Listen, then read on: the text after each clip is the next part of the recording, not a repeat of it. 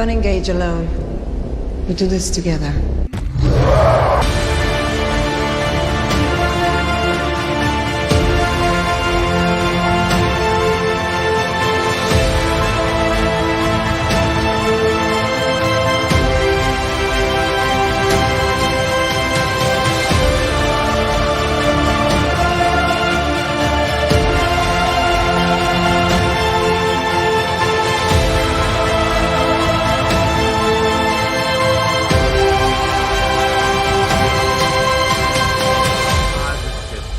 Yeah, we got it. We got it. 52 book.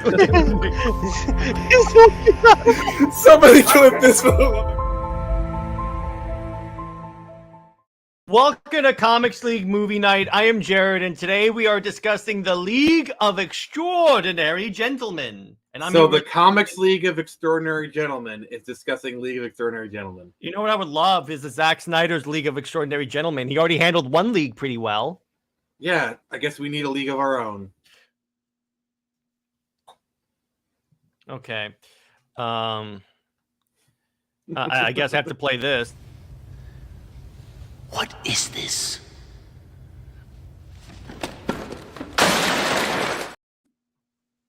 Why, Nick? Why? Why It's up to Tevye. What's up next? Oh yeah, I'll send next the link because she wanted to join us for this one. So let me go ahead and do that. Okay. So Nick, briefly explain to the fine people watching at home your experience with this film. So I remember when this movie came out because, well, you know, I'm old. Oh, so you remember when it was carved on stone tablets? I remember when the league was actually formed. Like, I was there in 1899 when they first formed the league, and I'll tell you what. That was on your 2000th birthday? 2034th, actually. Oh man, you're so young. Not. I was such a spring chicken back then, I swear. Avengers 200. Ha! Yeah, I had to. So continue on, Nick.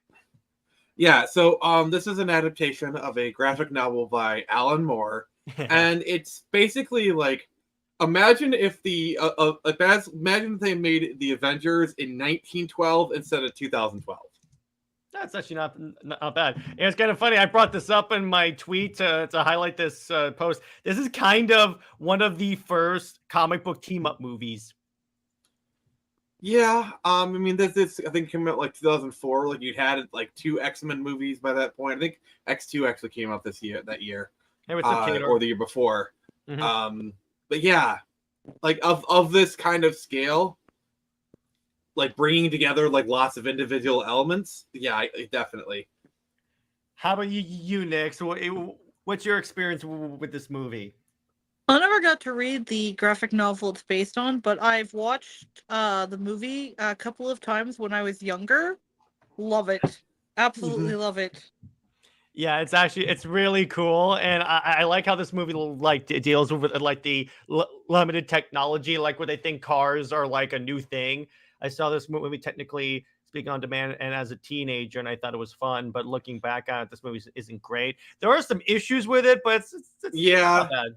My main issue is the script itself is a bit undercooked. Like, the lines, when you have, like, there are some actors in this movie that are like so good they can just take these like very flat lines and make them good, like Sean Connery, obviously. But some of the other actors, they kind of come and go. Like, sometimes they do the lines well. The problem is, it felt like this was like a very like it could have used a couple of like polished passes, because like the lines feel very flat, matter of factly. Like, there's a good in there, but it just could use a little more polish, if you say. Mm-hmm. I mean, yeah, it's a weird thing. So the movie is basically, there is this threat that's basically that's basically pitting the Germans against everyone else. Kind of funny how that works out. And basically, to stop this threat, they have to put together an Avengers team. A team consisted of classical literary characters from the 1800s.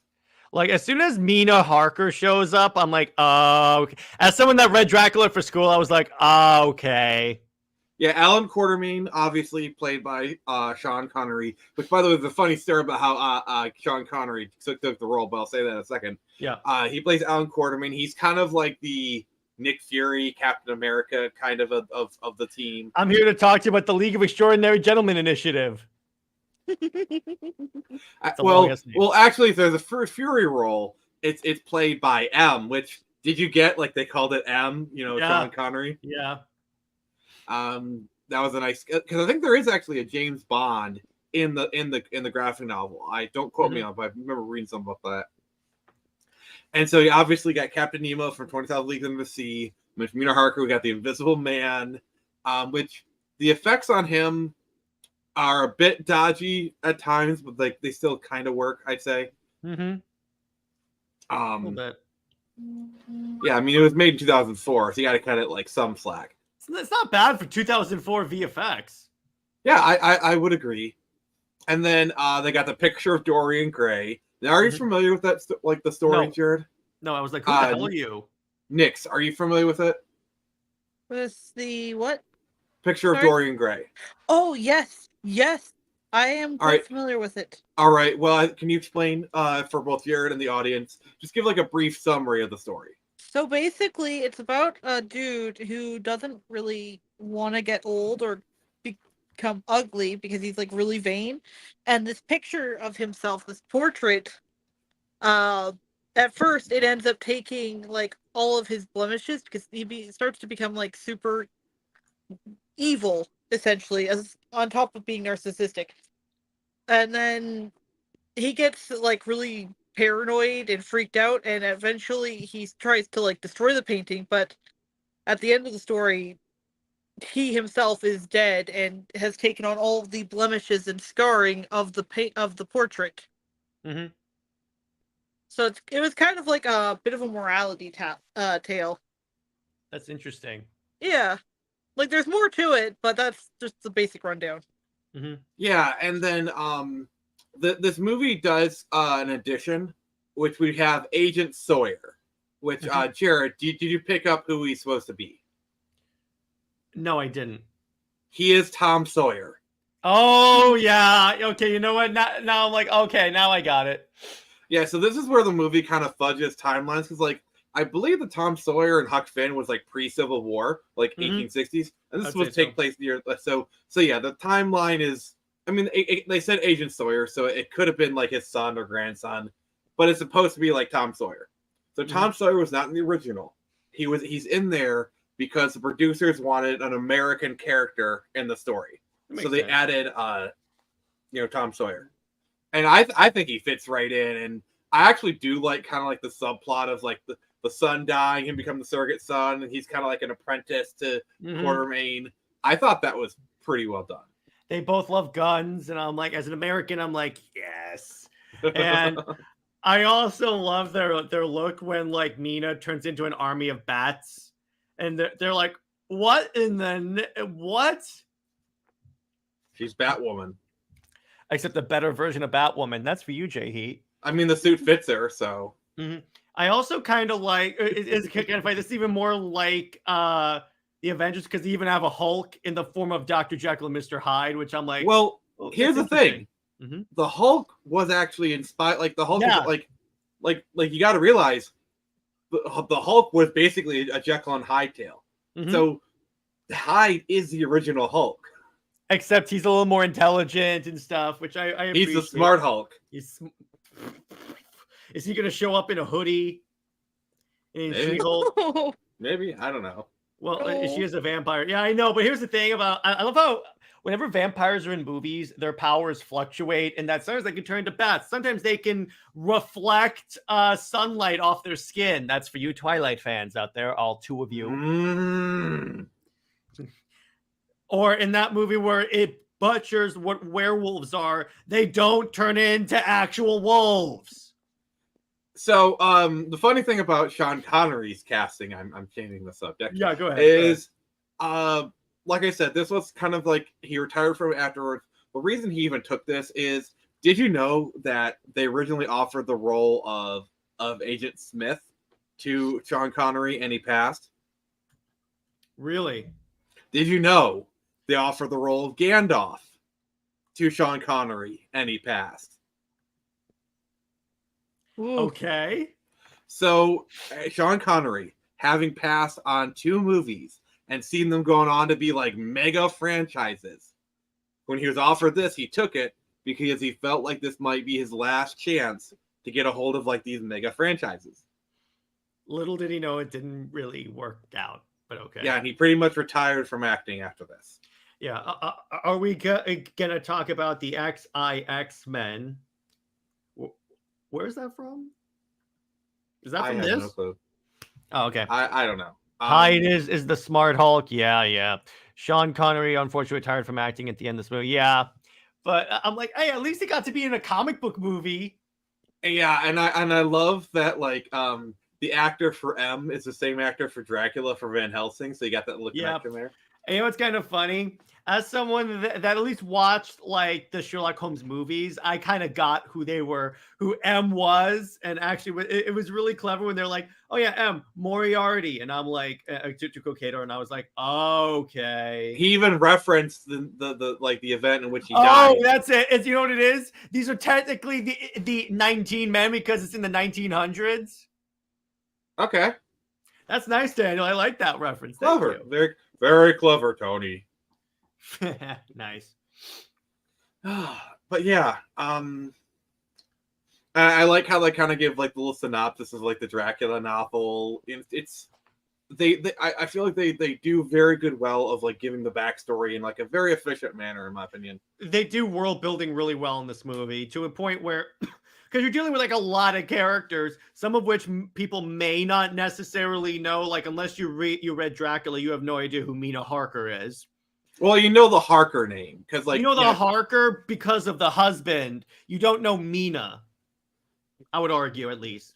I mean, feel like she's not told. Like most people don't know who Alan Quatermain is. That's for sure. But I'm one of them. Same. Yeah, I'm one of them as well. All I saw was cool guy with guns. I'm cool. Well, Mina is not as well known as Dracula. I wouldn't go far to say she's like completely unknown. Like there's kind of a scale to this. If you read the book, you'll know how much of an integral character she is, though, because it's in part because of her that they managed to like find and kill Dracula. Oh, sweet.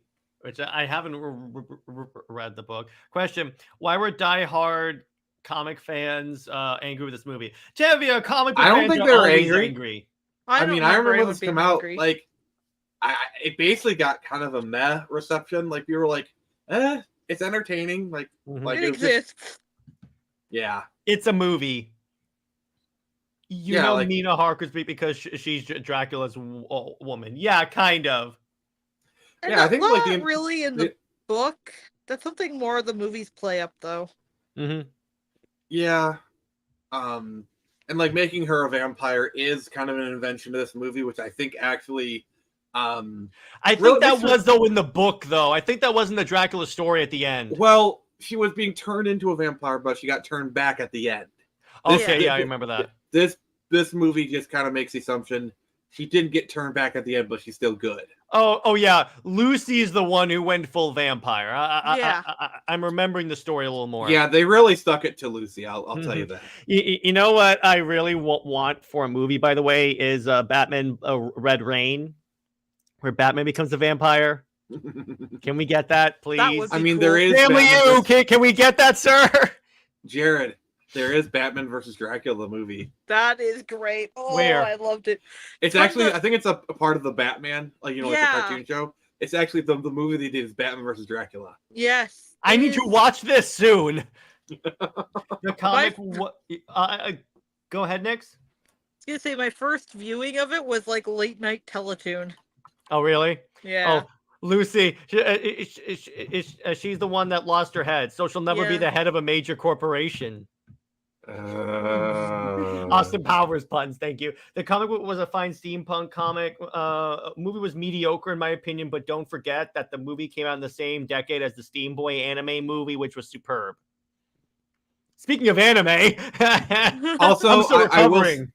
I will say, if you like this movie and you kind of want something that's very similar, I do recommend checking out the show Penny Dreadful, which has a very, very similar concept. And also, they have a former Bond in there. All right. And by the way, so on that Batman versus Dracula movie, can someone explain to me why the Batman Check your show? DMs. Yeah, why the Batman show is not as is not as revered? I think it kind of like, I don't know, just it's like it probably just time hasn't caught up with it yet, because like you got to realize the Batman is a mid 2000s show. Mhm. The nostalgia train hasn't really caught up with it. Like we're getting to the point where like people are starting to talk about X-Men Evolution, and that's an early 2000s show. Yes, thank you. A lot of the shows, like the nostalgia train hasn't caught up with it yet. In my opinion. It could also be because any Batman animated series is going to be compared to Batman the animated series. Yeah, that's what I was gonna say. I think it's Yeah. because it kind of came out almost right after like the '90s Batman animated series ended, and so a lot of people, unfairly judge it based on like I'm not saying the hype isn't warranted for Batman the animated series, but like the Batman animated shows that came after it were unfairly hated on for quite a while because it didn't live up to the standard that the '90s animated series set. What's up, Thoth? Yeah, plus like the Batman, it premiered in 2004. Mhm. So like this is the 20th anniversary of it this year. So like I think nostalgia hasn't caught up with it yet. But also it falls into that pit of like being not different enough in some aspects and then being too different in others. Like the Joker Have you design. seen the Joker design? I was about to say the Joker design. Like, my God. I love but that. with though. everything else, it plays it pretty close. Yeah. Everything else, I like that show a lot. It's just the problem with it is that I don't like the Joker design or the Catwoman one is the other one where I'm like, it's just I really think it's to me, pretty it's cool. just by the time it premiered in 2004, all the people that had grew up with like Batman the animated series and the Justice League, they'd all moved on. Like by 2004, the Batman animated series audience had pretty much fully moved on. And so the people who do like the Batman, like they haven't really gotten to the point where they're nostalgic about it. yeah, I'm not digging this. Or I like kinda where they like gave him, it. or like where they gave him a straitjacket, and I'm like, I kind of like it. I have a fondness for it. But nobody talks about Beware the Batman. I'm very salty about that. It's good. I like that show. mean, That's a good one. It's weirdly dark. No one, the other show no one ever talks about is Batman the Brave and the Bold. I've surprisingly been hearing a lot more people talking fondly about that, and I'm very happy because I love it. I loved it right from the moment it came out. I think because Batman the Brave and the Bold, it purposely took a different tone. Because the Batman was like a little bit lighter than Batman series, but it was still kind of like the same tone. Whereas Brave and the Bold was like, we're ridiculous and we don't care. Yeah, because it's all about the Silver Age. Yeah, I was about to say it's Silver Age Batman right there. Like, and it's not in a mocking way either. It's lovingly. They are lovingly bringing stories from the Silver Age and putting them like into the mainstream, basically. By the way, I love say that. the reason why I have a little bit of a fondness for the Batman, and I promise we'll get back to League of Extraordinary Gentlemen, is because I remember back in the day, Cartoon Network used to have browser games on this. So I used to play those a lot. Anyway, so back to League of Extraordinary Gentlemen. So Nick, you hyped yourself up for this movie as like the trivia aficionado of this because you lived 2 centuries more than most people, times 10. So I really, so why don't you like regale us with tales of this movie? Yeah, so like I said, like they had the Moriarty, the M, obviously the Bond thing there. But like when they were revealed, he's like, "Oh, when I died," and like he names the place where he actually died in the story. Mm-hmm. It's kind of like a blink and you miss a thing. Like I heard it, then I kind of googled it on my phone real quick. It's like, oh, cool. Mm-hmm. But also the villain, he's the Phantom. Really, the Phantom of the Opera. Remember when that movie came out and it was a big deal, and I was like, I don't get it. Well, it's because in the 90s, the play was like really, really big, and the movie was kind of the culmination of it. Plus, in like the early 2000s, they were turning plays into movies left and right. Like that was kind of a thing in the early 2000s. And as much as I like Gerard Butler, he's not a good singer. Yeah, that was like casting Russell Crowe in Les Mis. I'm like, this is not going to end well. Literally. Like anytime people bring those up, I'm like, yeah, what were we thinking? Like, okay, Hugh Jackman as John Bell John. That was great. That works. Hugh Jackman, like he does Broadway show tunes. Like, okay, fair enough. Fun fact about Hugh Jackman: I literally forget constantly that he does musicals. Anytime I hear him singing, I'm like, wow, he's got a great singing voice. I'm like, yeah, no. And I'm like, wow, yeah, no, of course he does. The honest trailer for Les Mis is great because they sing the whole thing. But then when they talk about Russell Crowe, they go, watch the death of Russell Crowe's acting ability. I'm like, I don't want to see Jor-El singing. Yes, Zeus is not a very good singer. He was Zeus? In Love and Thunder. Okay, you got to give me a why did you say that name? I've earned that. Why did you say that name? I think I broke Jared, guys. Nick, why did you mention that? Here's me writing. What? But yeah, like the thing, like you're talking about, like the technology of the movie. I thought it was like really interesting because like a lot of the tech they showed was like 20 or 30 years ahead of its time. Like automobiles like that we wouldn't see till the 30s. They had a submarine. And like records. Well, to be fair, submarines like go back a long way. Like submarines were used in like the Civil War and before that. So that, but I mean, submarines of that caliber, we still don't have those kind of submarines, by the way. And also, I don't know if you noticed, he made mention of solar batteries. All right, there you know. I was just I thought that was kind of a nice little thing. Hashtag old nerd. But also the records they use, like those records wouldn't like. This almost feels like the movie wants to be set in the 30s, but like they have to set it in like the late 1800s. I don't know. Daniel has a good idea. I want a steampunk movie with Superman and Wonder Woman, like the alternative Superman cover from a New 52. Yes, I do want that too. Dave, if you come in here and start calling for a Wonder Bat steampunk, I will lose my lid. Now I want to commission someone to do a basically bombshell Wonder Woman, like her World War II outfit, and she's kissing 1938 Superman. Yes, I do want that. As a matter of fact, that'd be nice.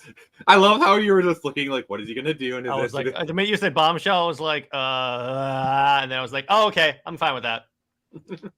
This is the thing about Nick. Whenever he starts to say something, it could either be something really cool, but also something really, really, really, really, really stupid.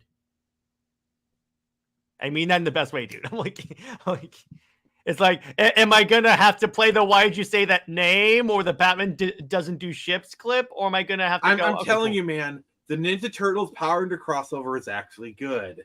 Yes, it is. It's really good. I think I have that. Do I have that? I mean, if I know I do. I have Power Rangers. Yes, face on I DVD. have it. I have it. But you have the DVD? No, I have the Power Rangers Ninja Turtles comic. I thought you were talking about the comic. The movie's crap. I mean, the episode is crap. I don't want a fifth turtle. Nobody does. You don't want a turtle with female genitals on her chest. False. It says false. I have to fix that one, but yeah, you're scarring the audience, Nick. All right, so let's go around. So, Nick, who's your favorite character in this movie? Might be because I'm biased towards Dracula characters, but Mina definitely. I like that they made her a vampire. I thought you were gonna say Dorian Gray because, like, oh, he's hot. What about you, Nick? All right, I love her silence. This is great. I'm gonna say Sawyer I just loved kind of the little plucky apprenticeship thing. But Dorian Gray's kind of a second just because of his puns. Like, I love how he says, I always wanted to nail you one more time. I didn't think I'd actually get to do it literally. Yeah. I love my favorite is the Invisible Man because he's always walking around naked and everyone knows he is. Or it's like where he walks up to Mina and is pinching her. I love it. He's a walking Me Too violation right there. I would say my favorite line in the film is like, oh, and I thought we were here for sharing giggles. Like, it's just like the Britishisms in this movie are off the charts. Yeah. Captain Nemo was good. You could say they really found Nemo. And they didn't have to go 20,000 leagues to find it. Yeah, exactly. Exactly. Tevye likes Sean Connery, the dude with all the guns. He's a second for me because I like because he's like the Batman of the team because he's like he doesn't need like all these powers. He just has guns. Lots of guns. Where's the other thing? So does he come back to life? Because they were kind of intimating that in the end of the movie. That was probably their sequel bait. That never happened. Yeah, because I was like, okay, they're focusing so much on the grave, and he meant it now. He's going to pop out of the grave like a zombie. And no. I was like, okay. I thought it was kind of weird when he left the gun on the grave. But you know, I mean, that's the whole reason why they did that. But yeah. Question: if this movie did do well, do you think Sean Connery would? He wouldn't have. No, he wouldn't have. You think that the movie bombing is why he retired? That's exactly the reason. I think he cited that. Yeah. Okay. So it's probably and then we would have seen more with James Bond teaming up with Dracula characters. That's awesome. Like that actually raises a good question. So like, if they had done a sequel, what other classic book characters would you have added to this? Classic book werewolf. I want a werewolf, like a Lincoln. There was no Wolfman. There was a wolf. Okay. Yeah, that works. Frankenstein. Yeah. By the way, did you guys see the Frankenstein movie with Aaron Eckhart? That's actually really good. Oh, another thing is like I love how they reference. What about so and so around the world in 80 days? Like, yeah. Let's see who. I wouldn't mind like another Jules Verne character. Tevye's got to go in Sherlock Holmes. Yeah, that'd be good. I mean, they did reference Moriarty, so. So you know Sherlock at least exists in this universe. Yeah, I'm just trying to think of like my classic 1800s. It's like.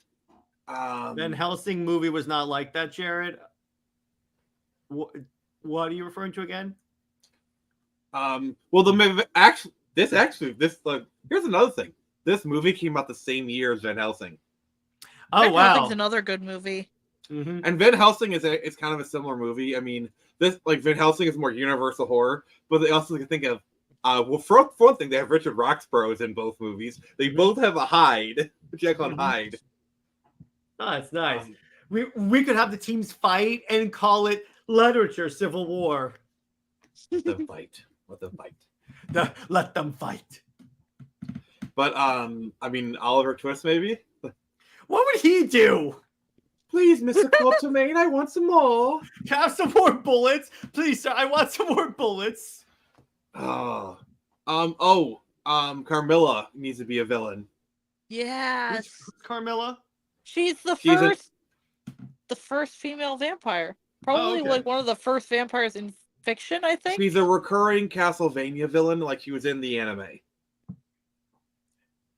So you're saying you want to explore her bloodlines? I mean, if we want to have like blood, she was more of a historical character, but we could have Elizabeth Bathory. Peter Pan. That would be funny. Yep. Was that 1800s? I don't know. We want to extend it to like 1910s. We could include Wizard of Oz characters, like we could have the Wizard or Dorothy, because those are early. Except it's Dorothy done by Zack Snyder, so it's essentially Sucker Punch. I mean, Sucker Punch is basically Wizard of Oz, but Zack Snyder. It basically is that, and I'm like, yeah, that's actually a great way to call it, Zack Snyder's Wizard of Oz. But the other character that I think could be really fun as the villain is legit Dracula. Yeah. Then you can have a rematch between Mina and Dracula. But he's kind of dead, so this is Hollywood. No one stays dead, Nick. yeah. That's true.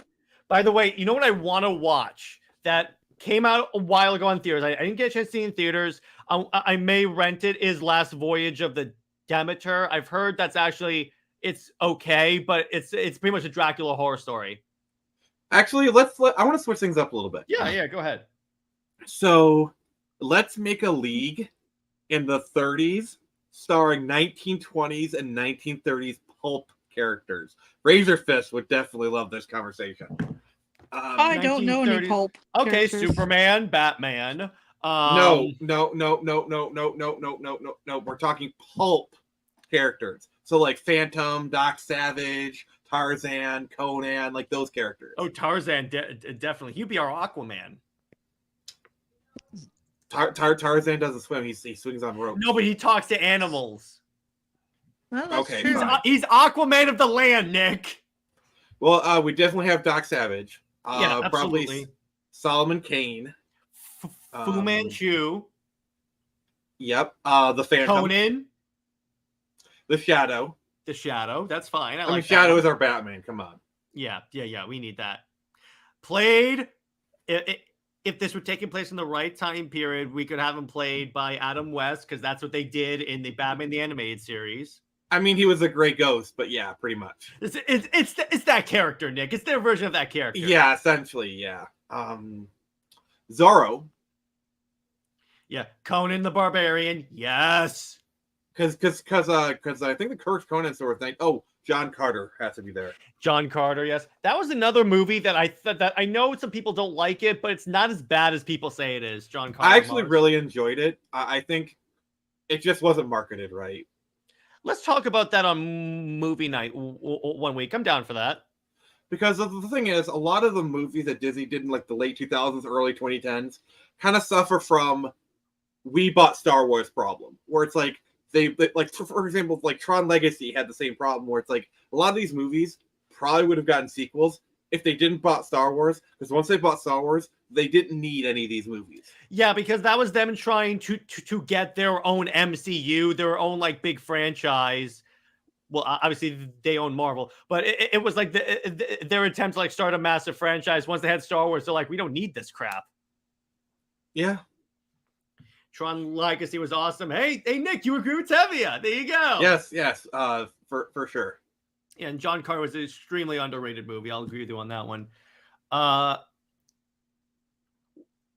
When did the werewolves start showing up in fiction?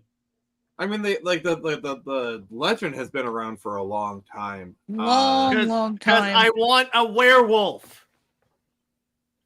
Ooh, Kador. Here's our Wonder Woman, Red Sonja.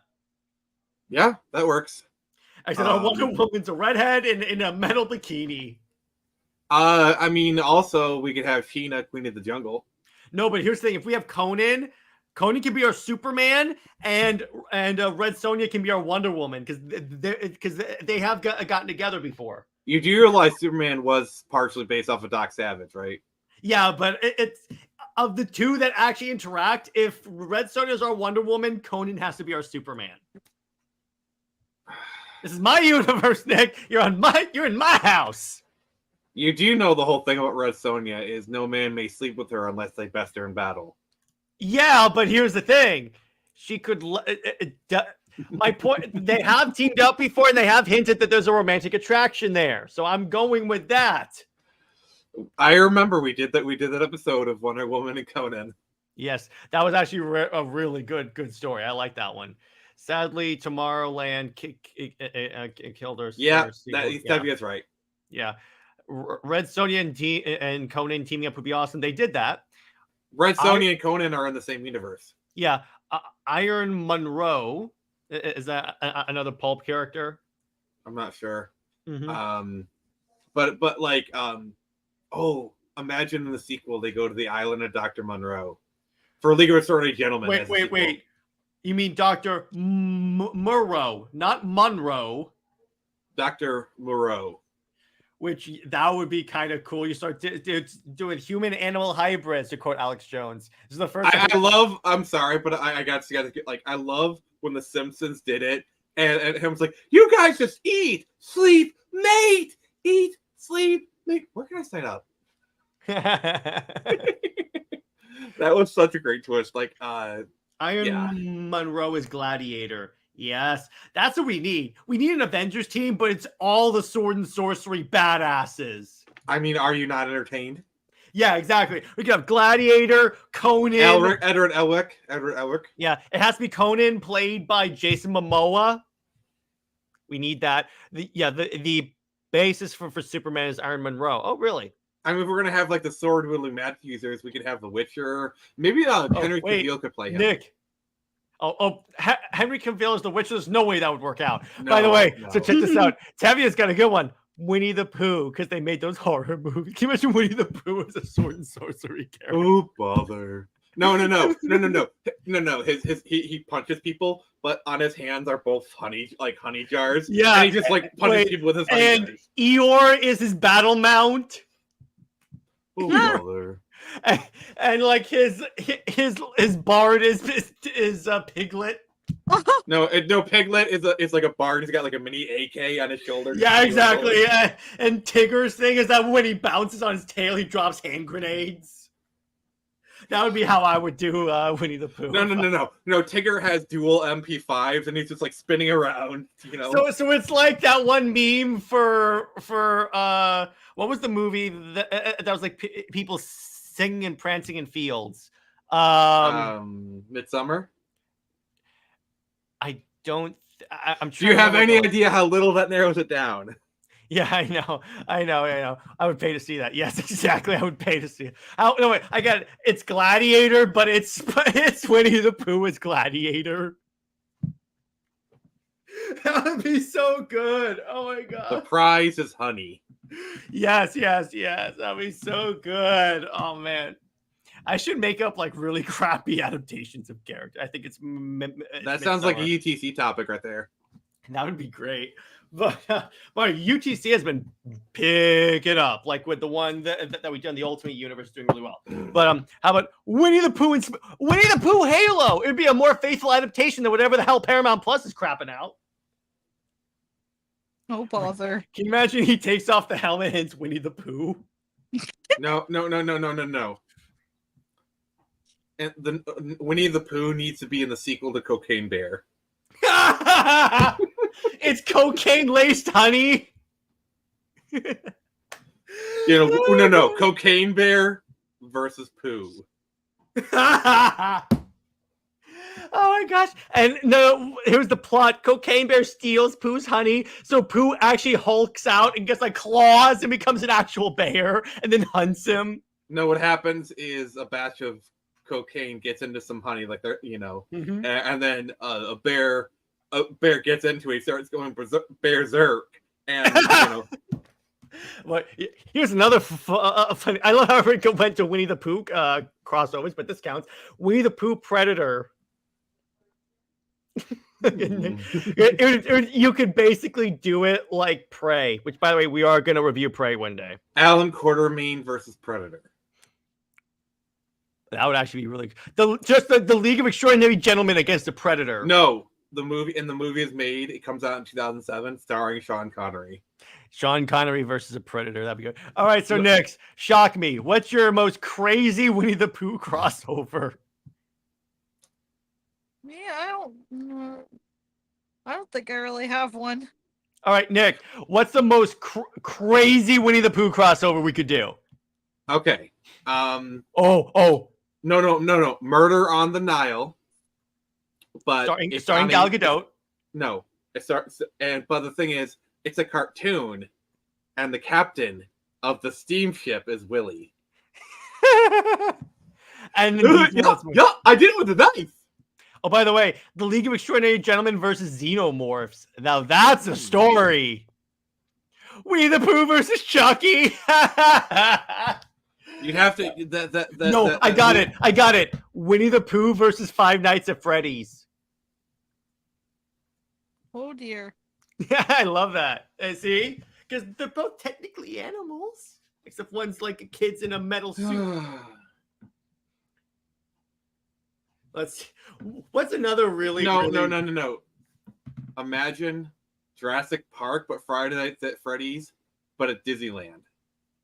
But you know what I recently watched? Terrifying. I recently watched Ted 2, and there was this funny scene where they wander into a marijuana field, and then they start playing the Jurassic Park theme, and then Ted goes, "They do live in herds." I mean, nothing can top the scene of, "I'd like to ask you some questions about this box of cereal." Yeah, exactly. Liam Neeson, great. I just love how he plays it straight. He's like, I love Ted, that movie. So my favorite line is where you go, and the new Superman is Jonah Hill. No. or like when she's playing songs and like the animals come in. Yeah. But anyway, that would be a hilarious movie. That would be a movie we're never going to cover for a movie night because that's a little too crazy. Thunder. Yeah, exactly. But how about, let's see, what's another good pulp character that we could throw in? Imagine in League of Story Gentlemen 2, they throw in the Phantom and it's Billy Zane. Of course. And then the Shadow appears, played by Alec Baldwin. Huh. Just make sure not to hand him any guns. I was about to say, are you really sure you want to go on that? Because she just got reindicted. That's true. I mean, after 10 years without playing the Shadow, I think Alec Baldwin might be a little rusty. Okay. You got to admit, that was well played. You know what I would love is Winnie the Pooh, except Winnie the Pooh is Ted. That's the crossover. You mean like Bill and Ted? No, Ted as in the teddy bear Ted. Okay. It's just the two of them going on adventures. That'd be funny. But so back to League of Extraordinary Gentlemen. It's like Pooh. Enough with the honey. Please stop. So by the way, Nick, did you see there was a Zorro show on Amazon apparently? Is it any good? I haven't watched it. I heard the Sean Gordon Murphy Zorro series wasn't the best. I actually heard he was selling them at conventions or at Walmart before even shipping them to backers. That's a major faux pas. Mm-hmm. So Nick, what other trivia do you have for League? Well, obviously, Alan Moore hated the movie, though that's not everything. Pretty much. But more, he particularly hates this movie because apparently he was involved with like a legal battle after this movie because of it. So that's why he exceedingly hated this movie. Battle? I don't know the particulars of it. I just kind of like saw a little factoid of it.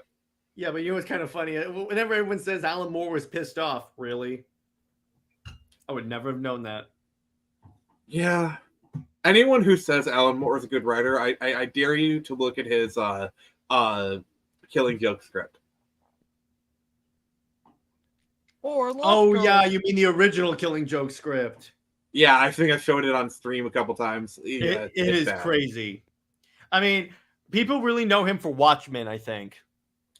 Watchmen, V for Vendetta, Killing Jokes. That's kind of his big ones. Mm-hmm. That's true. So, in terms of like, how do you guys rate this movie out of 10? 7.7 is what I would give it. It's not like an abomination. It's kind of like an okay-ish movie. Like, I enjoyed it. It's not a crowding achievement of cinema. It's like one of those movies where it's like you're flipping through the channels on a Saturday afternoon, you got nothing to do, and you see it, you'd be like, oh, okay. Yeah, same thing with here. It's not a movie I'm going to rewatch again in the near future, but it's something I could see myself rewatching because it's fun. It's not horrible. It's not the best team-up movie I've ever seen. The best being Zack Snyder's Justice League. But what does the Snyder cultist like me know? But I mean, you're just going with your programming. It's okay. Yeah, it's all good. I'm gonna give it like a 7.5 because it's good. It's not great. How about you, Nix? I think I'll give it a 7 too, because like, yeah, it's good. Not like great or amazing, but like it's fun. True. So on that note, I think we're gonna wrap this one up. I know it was a shorter one, but there's not that much we could talk about here. So, Nick, thank you for suggesting this film. And by the way, we are going to cover for February. We are going to cover 2 DC animated movies, Red Sun and Suicide Squad: Hell to Pay. We're going to do that because Sam Liu has agreed to come on the channel to discuss them. So we're going to be doing that. So that means we have 2 free slots. So Nick, I'm going to ask you first. What should be one of those 2 movies? Do I have any criteria for what I pick? It has to be something that would draw a crowd. Have we done Under the Red Hood yet? No, but we could do that because I would be totally fine with that one. Well, then that's my pick because as we've referenced that film endlessly, and we need to cover it.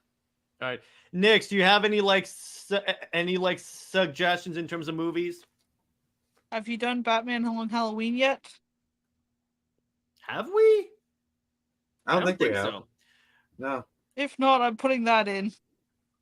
That's All my right. suggestion. So, Nick, you're going to be watching a Tomorrowverse movie. God dang it. Look at that. The chaos that came to Gotham. Oh, you mean the doom that came to Gotham? We covered that. And Sam Liu came on that stream. I mean, I just wish it was March already. Yeah. Can we talk about that real quick? No, we're not talking about that until February, Nick. What about John Wick? That's. I mean, there are 4 John Wick movies, so that's an option for April. We'll try and table that for April. Because if there's, I'll table that for one. Mask of the Phantasm we covered. We definitely covered Mask of the Phantasm.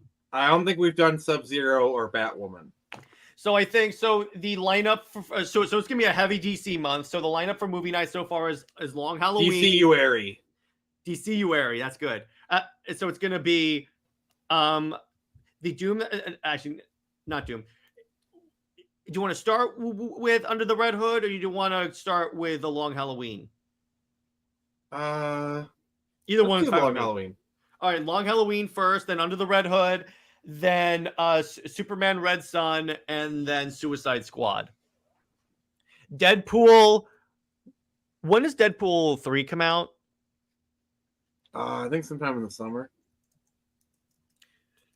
Deadpool 3 release date. All right. What we'll do, okay, it comes out in July. So actually the first 2 weeks of July we'll cover Deadpool so we can have wait. Oh, sorry, you said July. Okay. July 26th. So we'll cover so we'll cover it in the weeks leading up to Deadpool 3's release. All right. So that's good. So this is kind of a shorter one, but it's kind of a more fun one. So, all right. So, Nick, where can we find you, and what have you got coming on your channel besides old folks home ads? So, in a little over an hour, I will be streaming Pokemon Yellow, Nick's in tow with our buddy Lug. I'm going to cut down Erica. Also, Jared, you notice how every time I talk about Erica, I use a plant-based pun. Mm-hmm. Gonna cut down Erica, and then we're gonna do some ghost busting in the Pokemon Tower. Oh boy, that's gonna be fun. That's gonna be fun. I'll give you a preemptive air horn, even though I don't have one on my stream. All right, Nix, where can we find you? And again, we want to see you read Avengers 200. Yeah, well then, you got to donate to my Ko-fi. Or I'll just host it on here and we can do it ASAP. Just saying. Well, donate to the Ko-fi and then we can host it. All right. Donate to the Ko-fi. So anyway, guys, this was a fun one, a fun short one. It's a great movie. If there's nothing else to watch, that's how I would label it. But stay at work, everyone, and we'll be sure to see you in the next movie night for Long Halloween. Remember, Lois Lane is Lois Lane. See you later.